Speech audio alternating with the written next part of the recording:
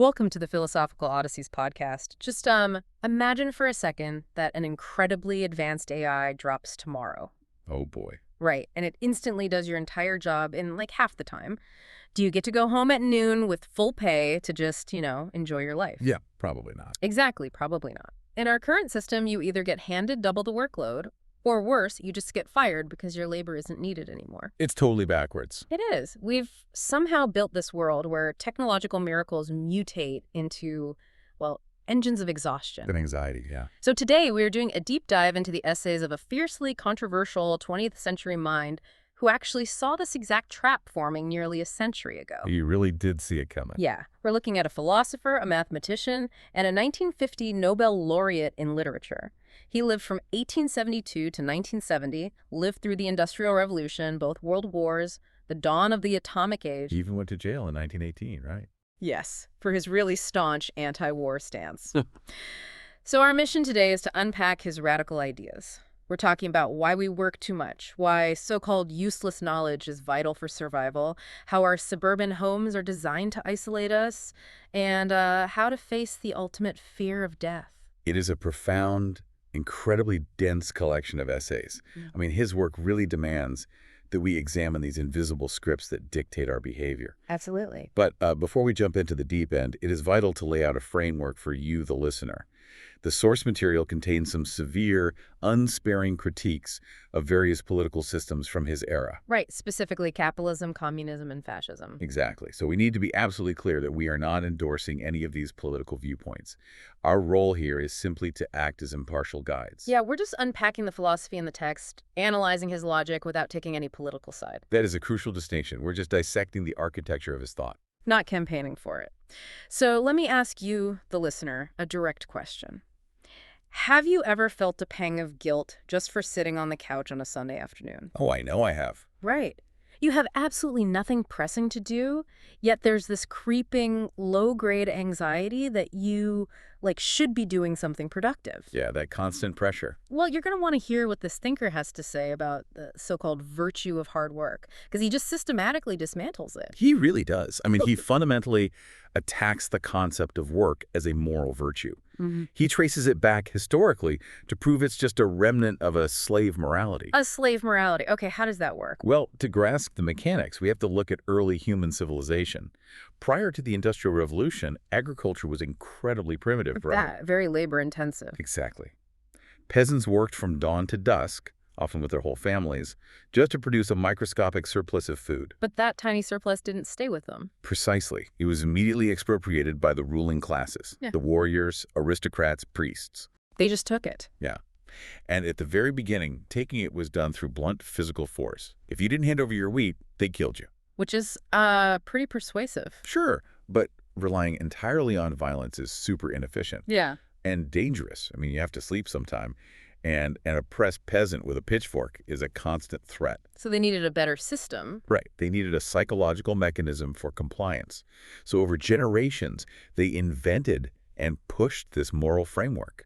They taught peasants that hard work was inherently noble. Oh, wow. And that happily surrendering the fruits of that labor to the ruling class was like a divine duty. Stop right there, because that is a massive paradigm shift. You're saying that the warm, fuzzy feeling we get from putting in an honest day's work, Yeah. that deep-seated sense of moral superiority we attach to grinding ourselves to the bone, that was originally just psychological manipulation. That is exactly his argument. A trick invented by aristocrats so they wouldn't have to hold a sword to a farmer's throat every day. That is wild. The concept of duty was weaponized, a tool to make the working class live for their master's interests instead of their own. Wow. Now, he does acknowledge that the ruling class used that stolen leisure time to do remarkable things. Like what? Well, ancient Athenian slave owners used their free time to invent democracy, write philosophy, create art. So civilization does require leisure. Right. Someone has to have free time to sit around and think. Exactly. But his point is that the underlying labor wasn't valuable because hard work is inherently good. It was only valuable because it produced leisure. Leisure is what's actually good. But surely the Industrial Revolution changed the math on that. I mean, we aren't subsistence farmers anymore. We have machines. We do. And he uses a massive historical event to prove that this ancient moral duty of endless toil is mathematically obsolete. He uses World War I, right? Yes, the empirical data of World War I. It's a fascinating economic observation. Walk us through it. So, when the war broke out, a colossal percentage of the male workforce was drafted into the military. Millions more went into munitions, espionage, propaganda. So a massive chunk of the population was doing things that produced absolutely nothing of life-sustaining value. Exactly. They were building things explicitly designed to be destroyed. Right. And yet, despite pulling all these people out of agriculture and domestic production, the physical well-being of unskilled workers on the Allied side actually improved. Wait, I need to push back on that. How is that logistically possible? All counts crazy, right? Yeah. You remove millions of men, build bombs, and somehow end up with a better-fed working class. Doesn't production just plummet? That is the genius of scientific organization. To sustain the war, governments had to ruthlessly optimize supply chains and factories. So they just cut the fat. Completely. They used mass production and scientific precision. Now, governments claim the war was financed by borrowing from the future. Which is how we usually think of national debt. Right, but he points out a stark physical reality. You cannot eat a loaf of bread that doesn't exist yet. Oh, that's a great point. The bread they ate was produced during the war. Exactly. The scientific organization was so efficient, it fed everyone while using only a fraction of society's actual working capacity. Which means they proved, in real time, that we could easily provide a comfortable standard of living for everyone with significantly less labor. Yes. But when the war ended, we didn't say, amazing, let's work half as much. We just completely dismantled the efficiency and threw everyone back into the meat grinder. Exactly. Those whose labor wasn't needed were just tossed into unemployment. Which brings us to his really famous and controversial proposal, the 4-hour workday. Yes. He argues 4 hours would produce enough for everyone and eliminate unemployment entirely. But frankly, that sounds like a utopian pipe dream. If everyone suddenly works half the time, doesn't the economy just stagnate? To explain why it wouldn't, we have to look at his pin-making analogy. It perfectly illustrates the illogical mechanics of our modern economics. Okay, let's hear it. Imagine a global industry of pin makers. Working 8 hours a day, they make exactly enough pins to meet the world's demand. Okay, finite demand for pins. Got it. Suddenly, an engineer invents a machine that doubles the speed of pin production. So the same workers can make twice as many pins in an 8-hour shift. Let me guess. Since the world's need for pins is finite, people aren't going to buy double the pins just because they exist. Right. The rational thing to do would be to cut the workers' hours in half. They work 4 hours, make the exact same amount of pins, get paid the same, and have 4 hours of free time. That is exactly what a purely rational society would do.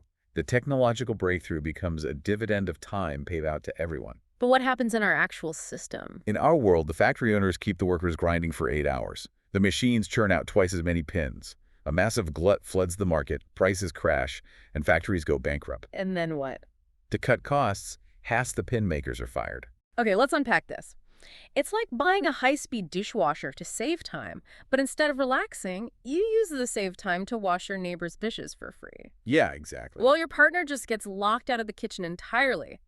We take a technological miracle that could have bought us our lives back, and we mutate it into mass unemployment. And sheer exhaustion for the workers who keep their jobs. Why do we stubbornly cling to the 8-hour grind when the math screams that it's unnecessary? The author digs deeply into the psychology of this. Historically, the wealthy have harbored a profound visceral hatred for the idea of the poor having leisure time. Wait, really? A hatred of it? Oh, yeah. In the 19th century, a 15-hour workday was standard for men. Children regularly worked 12 hours a day in factories. That's horrifying. It was. And when reformers pleaded to shorten those hours, the ruling class genuinely argued that long hours were morally necessary to keep men away from alcohol and children out of mischief. Ah, the classic idle hands are the devil's workshop justification. Exactly. He recounts this vivid anecdote from his childhood in England. Shortly after urban workers won the right to vote, public holidays were legally established. Okay, a big win for the workers. Right. But he remembers an old duchess who was absolutely incensed by this. She complained bitterly, saying, "What do the poor want with holidays? They ought to work." Wow, just completely mask off elitism. Totally. And while we dress it up in different language today, he argues that underlying sentiment is still deeply woven into our culture. That fear that if the working class actually had free time, they'd somehow degenerate? Yes. He highlights the glaring hypocrisy of wealthy industrialists who work 80-hour weeks, oppose leisure for their employees, yet let their own wives and children live in total unproductive luxury. So we've established that this obsession with utility and endless work trap us in exhaustion. But it's not just physical tiredness, is it? No, not at all. He argues this relentless drive fundamentally corrupts our psychology, creating what he calls the cult of the producer. What exactly does he mean by that?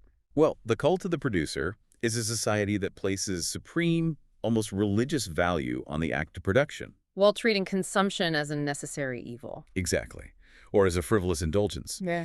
He defines utilitarianism here as the belief that the only valuable things are those that serve a practical economic purpose. In our culture, earning money is viewed as serious and virtuous, but spending it, actually enjoying it, is often viewed with guilt. Absolutely. And the mechanism of that guilt is fascinating.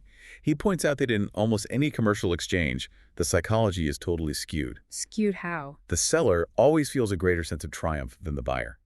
Like, if you sell a car, you feel victorious. You've converted an object into liquid capital, into power. Oh, I see. But the person buying the car? They often feel a sting of loss. Parting with their capital, even if they desperately need the vehicle. We've been trained to value power over pleasure. And he points out the logical bankruptcy of this mindset, right? Yes. Production has absolutely zero intrinsic value unless it eventually leads to consumption. Judging a civilization purely by production output is, as he puts it, like arguing that keys are inherently good, but keyholes are bad. I love that analogy. Me too. The only purpose of a key is to open a lock. The only purpose of producing goods is to facilitate a rich, enjoyable life. Right. By idolizing the key and demonizing the keyhole, we've forgotten how to actually live. Which totally explains why modern leisure is so depressing.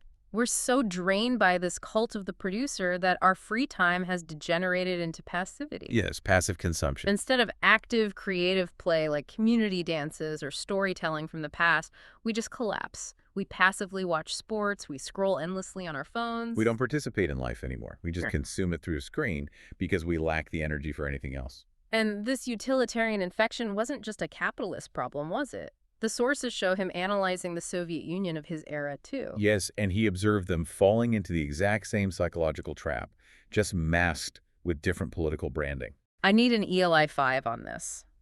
How did the Soviet system, which claimed to champion the worker, end up enforcing the cult of the producer?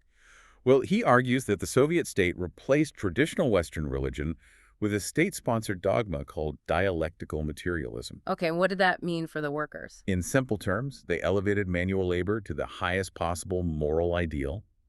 The state began teaching the workers the exact same message the aristocrats used to teach the peasants. That there is supreme nobility in honest toil. Exactly. He makes a deeply provocative comparison here, likening this to the historical suppression of women. Yes, and a very sharp critique. For centuries, men would flatter women, telling them they possessed special moral superiority or spiritual purity. But the mechanism of that flattery was control. A consolation prize to keep women out of actual political and economic power. And he says the ruling classes did the exact same thing to the poor. Praise the nobility of labor to keep them sweating in the fields and away from the levers of society. Right. And in Russia, the state took this manipulative praise of manual labor and made it the bedrock of their ideology. But doesn't he concede that for an unindustrialized nation trying to modernize rapidly, intense collective work might be necessary for a while? He does concede that. But he asks a terrifying question. What happens when they finally build the factories? When they reach the point where everyone could be comfortable with a 4-hour workday? Will they know how to stop? Exactly. Because they ingrained the idea that work is a holy end in itself rather than a means to an end, they'll likely just invent colossal, unnecessary projects to keep everyone exhausted. It reminds me of that brilliant anecdote in the sources about the traveler in Naples pre-Mussolini. Oh, the bigger story. Tell that one. So a traveler is wandering through a sun-drenched square and sees 12 beggars lying on the ground, just completely relaxed. The traveler pulls out a lira coin and announces, "I will give this to the absolutely laziest man among you." A great social experiment. Right. Instantly, 11 of the beggars leap to their feet, scrambling over each other, shouting to claim the prize. Doing exactly what the system trained them to do. Exactly. The traveler watches this frantic display, then calmly walks over to the 12th beggar, who hasn't moved a single muscle, hasn't even opened his eyes, and slips the coin into his hand. Because that 12th beggar understood the true objective of life. Peace and leisure, not the frantic scramble to prove your worth to an authority figure. But in our industrialized mindset, that kind of unapologetic stillness is viewed as a sin. So we've established how this utilitarian obsession ruins our time and our economy. But he goes further. He argues it corrupts how we process information and educate our kids. Yes, he draws a hard line between two types of knowledge. Here's where it gets really interesting. Break down those two types for us. He categorizes human learning into the useful and the useless. Useful knowledge is technical, practical, vocational. Engineering, accounting, computer science. Stuff designed to alter the physical world or generate profit. Right. Useless knowledge, on the other hand, is historical, philosophical, contemplative. Like learning ancient Greek or studying obscure birds. Exactly. Reading 17th century literature just for the sheer intellectual thrill of it. And historically, society's view of knowledge has swung like a pendulum. Very much so. In the Middle Ages, knowledge was viewed as magic and power. Francis Bacon said, knowledge is power. There were rumors Pope Sylvester II was a demonic sorcerer just because he read books. People were terrified of it. Then the Renaissance hit, and suddenly knowledge was about the joy of living. Scholars learned languages just to read Homer and expand their souls. But today, the pendulum has swung so far back toward utilitarianism. Right. If a college degree doesn't immediately translate into a high-paying job, it's mocked as useless. Which raises a critical question. What actually happens to a civilization that totally abandons useless knowledge? He argues it's profoundly dangerous. Extremely. When human consciousness is focused relentlessly on one immediate practical goal, it breeds psychological tunnel vision. And that narrowness creates fanaticism. Yes, fanaticism and catastrophic miscalculations. He points to the German U-boat strategy in World War I as the ultimate example of this. Walk us through the mechanics of that failure. How does being too practical cause you to lose a war? Well, the German leaders were highly educated, but almost entirely in technical and practical matters. They focused on one practical goal, winning the war of attrition. Oh, yeah. They mathematically calculated that unrestricted submarine warfare sinking civilian shipping would starve Britain of supplies. And structurally, their math on the tonnage was correct. But because their minds were utterly devoid of useless knowledge, they had no broad understanding of human psychology, history, or sociology, they completely failed to anticipate the human reaction. They didn't realize sinking civilian ships would generate such monumental moral outrage. Exactly. It forced the United States into the war against them. Their hyper-focus on practical utility blinded them to the broader human context. It cost them their empire. They lacked perspective. And that is the exact mechanism by which useless knowledge protects us. It gives us the ability to step back and view our actions in a massive cosmic and historical context. He makes a rather dark observation about human nature here. He argues humanity possesses an inherent streak of cruelty. We see it everywhere. Schoolyard bullying, social media mobs, political purges. But he notes that individuals with cultivated minds, people steeped in useless knowledge, are statistically far less likely to engage in this cruelty. Why is that? The mechanism is tied to the human ego and our desperate need for significance. Okay, explain that. A person who lacks inner intellectual resources and uncultivated mind often feels small and powerless. To affirm their existence, they resort to the easiest method available, physically dominating or inflicting pain on someone else. But a cultivated person, a person who contemplates the vast sweep of history or astrophysics, finds their sense of self-esteem in that cosmic understanding. They don't need to bully a neighbor to feel significant. They find fulfillment in the tapestry of human thought. Right. Their ego has alternative, harmless avenues for fulfillment. And the author shares how he personally uses this useless knowledge as a coping mechanism for everyday stress. These examples are incredibly charming. Oh, I love his personal anecdotes. Like he talks about eating an apricot. A normal person just eats it and thinks that's tasty. But he consciously recalls how the apricot originated in China during the Han Dynasty, how it was carried to India by hostages, migrated to Persia, and reached Rome. By layering that epic thousands-of-year history over the act of eating, He elevates a mundane moment into a profound psychological experience. It creates a buffer against the immediate miseries of life. He has another great example about melancholy. Oh, the Robert Burton one. Yeah, when he feels depression coming on, he opens this dense 17th century tome by Robert Burton called The Anatomy of Melancholy. He reads Burton's utterly unscientific debates about whether human sadness is caused by 3 bodily humors or 4. And reading these outdated, absurd arguments instantly cures his bad mood. It shrinks his modern problems down to size. My favorite is how he deals with political rage. When he gets furious at the greed of modern capitalists, he forces himself to think about Brutus from ancient Rome. Brutus, the ultimate symbol of noble republican virtue. Right. Yet the author reminds himself that Brutus once lent money to a town at an extortionate 40% interest rate, and when they couldn't pay, Brutus hired a mercenary army to besiege them. The historical irony is a balm for his frustration. It reminds him that human nature is consistently flawed. Greed isn't a modern invention. So useless knowledge is essentially the ultimate stress relief tool because it builds a habit of contemplation. Exactly. He argues fiercely against our modern worship of the man of action, the person who acts on passionate romantic impulse without thinking. He warns that action born from blind impulse is almost always destructive. It must be born from contemplative understanding. Absolutely. So we've established that utilitarianism traps our time and narrows our minds. But it's not just in our heads, it's literally built into our physical spaces. The architecture section is incredibly visionary. Let's look at how the 19th century row house and the modern suburban home were designed as physical manifestations of utilitarian burnout. He observes that historically, architecture served 2 functions: utility, like a peasant's shelter, or political projection, like the Acropolis, meant to intimidate. But the 19th century brought 2 new dominant forms. Yes, the factory, representing industrial mass labor, and the small individual row house, representing democratic individualism. And he absolutely tears apart the architecture of the individual row house. He argues it's an architectural trap that enforces unpaid domestic slavery, specifically for women. The logistics of it are terrible. Every single isolated house requires its own kitchen, its own cleaning routine, its own child-minding. The housewife is forced to become a multitasking amateur. She's a nurse, a chef, a cleaner, a teacher, totally isolated from her peers. Trapped in a repetitive cycle of labor that the economy refuses to recognize with a wage. And it's devastating for the kids, too. In these cramped homes, children are constantly underfoot while the mother manages dangerous tasks like tending a fire or cooking. They lack sunlight and open space.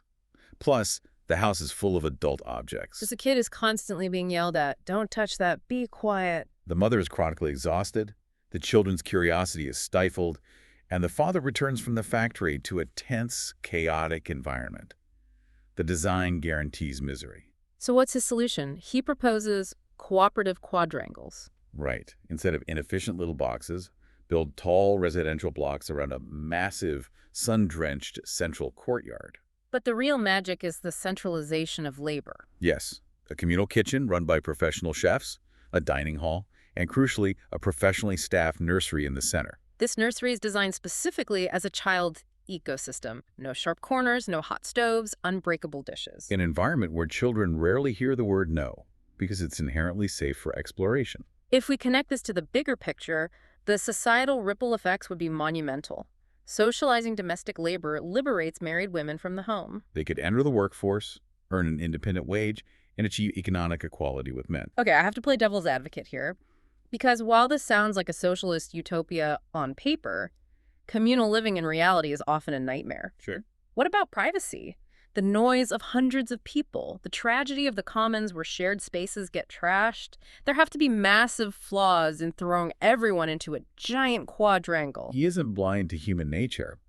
He acknowledges the massive roadblocks, the deepest one being our ingrained obsession with private property. The desire to be the king or queen of your own little castle. Even if that castle is a prison of endless chores, people fear losing that ego boost. He also points out some rather dark gender dynamics, doesn't he? Yes, he notes that many husbands, consciously or subconsciously, derive a possessive satisfaction from their wives working exclusively for them. Wow. Furthermore, there's a profound economic terror among men that if women flooded the job market, it would cause massive male unemployment. So because of these entrenched fears, fear of job loss, losing control, obsession with property, he concludes this shift is nearly impossible without a total restructuring of the economic system. Right. To guarantee full employment, and remove the profit motive from real estate. That fear, the fear of change, of losing status, is the perfect breeding ground for a much larger societal collapse, which brings us to the rise of unreason. This is where his writing transitions from economic critique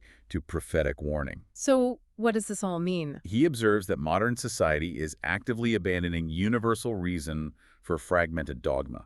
Historically, scientists assumed there was a single objective truth. But the modern era shattered that. Suddenly we had a British truth, a German truth, a capitalist truth. The terrifying idea that facts are entirely relative to your political tribe.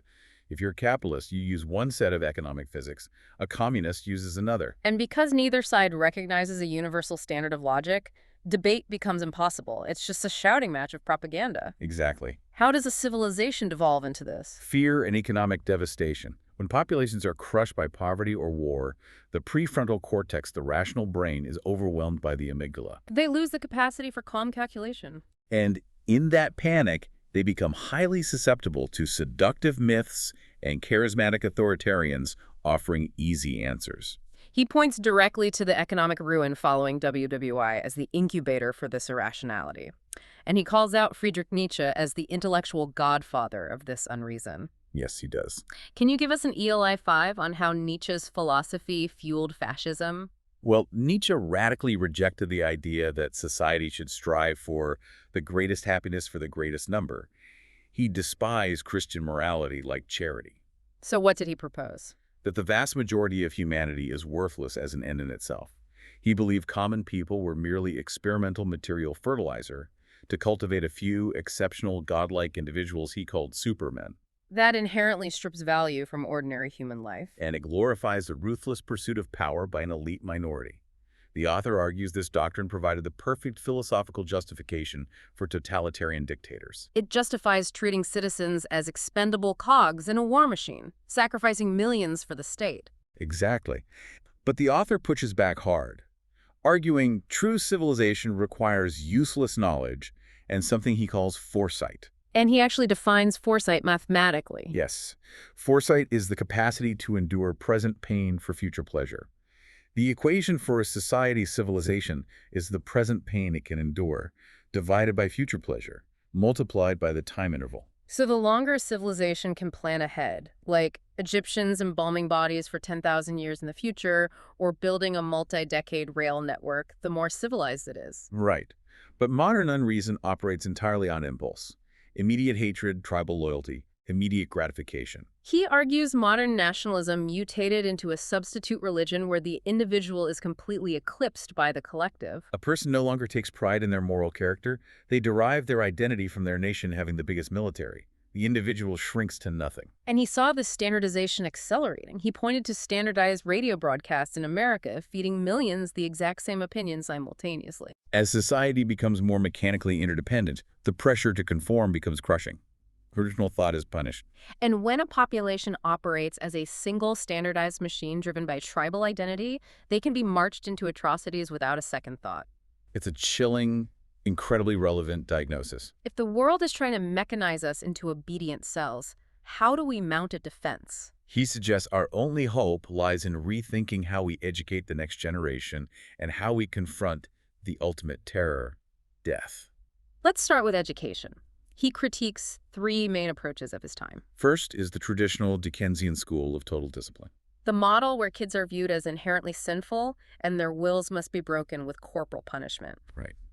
Then there's the second school, heavily influenced by Rousseau, which advocates total, uninhibited freedom. The theory that kids are naturally perfect and adults should just stay out of the way, which he finds absurd. He humorously notes that if you apply total freedom to a puppy or an infant, it usually results in disaster. They require guidance. And the third school is perhaps the most psychologically damaging. The progressive parent who claims to give total freedom, but secretly expects perfect discipline. It results in passive-aggressive adults and confused children who don't understand invisible boundaries. So what's his middle ground? Affectionate discipline.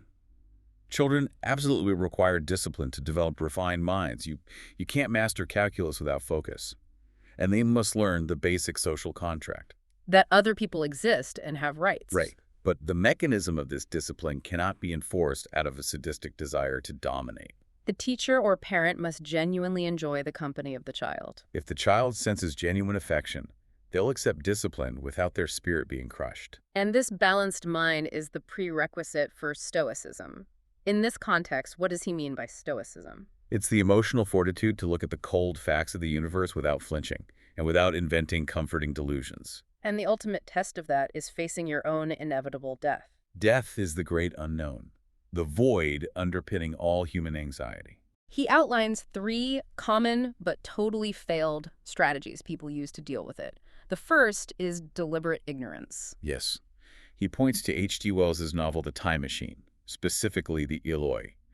The beautiful people living in the sunshine playing while aggressively ignoring the terrifying Morlocks underground who occasionally eat them. Many people live like that, changing the subject whenever mortality comes up, living in a fragile bubble of denial. The second failed strategy is obsession, letting the fear paralyze you. The historical examples here are staggering. Emperor Charles V abdicated the most powerful throne in the world to live in a monastery. Surrounded by ticking clocks, rehearsing his own funeral all day, he let death conquer his life decades early. And the Cambridge professor, he was so consumed by the fear of decay he carried a spade everywhere. Whenever he saw a worm, he'd hack it in half, screaming, "You haven't eaten me yet." It sounds comical, but it's a tragic portrait of a destroyed mind. The third failed strategy is relying on dogma or the afterlife to erase the fear. The author argues that in practice, a stated belief in heaven rarely eliminates the biological terror when the moment arrives.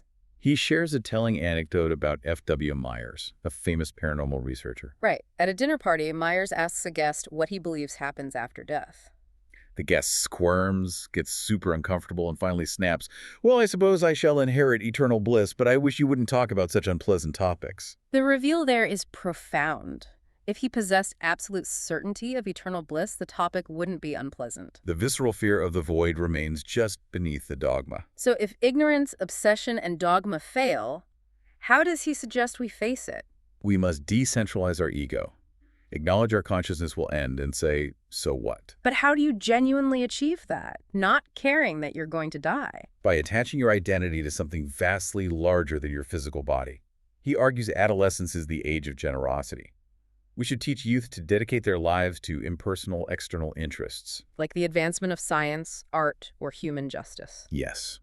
If you intertwine your sense of self with the progress of humanity, the death of your biological body loses its terror. The things you truly care about will continue without you. It requires profound cosmic humility, which ties into his deeply materialistic worldview. He believed the mind vanishes when the brain decays. Furthermore, he looks at the universe macrothermodynamically. All human life relies on the sun. Eventually the sun will cool, the earth will freeze, and every trace of human existence will be wiped out in the indifferent void. For most, that induces crippling existential dread. But for him, it's deeply comforting. Why? Because recognizing our microscopic insignificance against the vast cosmos makes our earthly problems seem manageable. If the universe doesn't care, and we're just here for a flashing moment, our nationalistic hatreds and tribal wars seem laughably absurd. This realization doesn't lead to nihilism, it leads to radical compassion. Since the universe isn't going to save us, we have to save each other. Our only logical imperative is to use our brief time to make our shared existence as comfortable and beautiful as possible. Exactly. Okay, let's take a deep breath and recap this monumental journey. We've explored a Nobel laureate's vision where a 4-hour workday frees us to pursue useless, beautiful knowledge. Where cooperative architecture liberates families. And where facing our mortality with stoic contemplation cures us of modern fanaticism. It is a staggering blueprint for a more rational civilization. But I want to leave the listener with a final thought from the text. Let's hear it. He observes that agriculture took thousands of years to change the world. Industrialization, however, is doing it in a fraction of the time. The velocity of change is unprecedented. Right. Because the world is so interconnected, yet still fractured by primitive tribal instincts, he predicts that the only way a global government will ever form is if one nation or group conquers all the rest. That is a chilling prediction. It suggests our biological instincts might trap us in a cycle of conflict unless we actively elevate collective reason above our primitive fears. Exactly. Will our scientific prowess save us, or just make our irrationality more destructive? That's the ultimate question. The choice between reason and unreason is entirely in our hands. Don't forget to follow us and subscribe to stay updated on our latest episodes and never miss a step in this odyssey of thought. Until next time, keep questioning.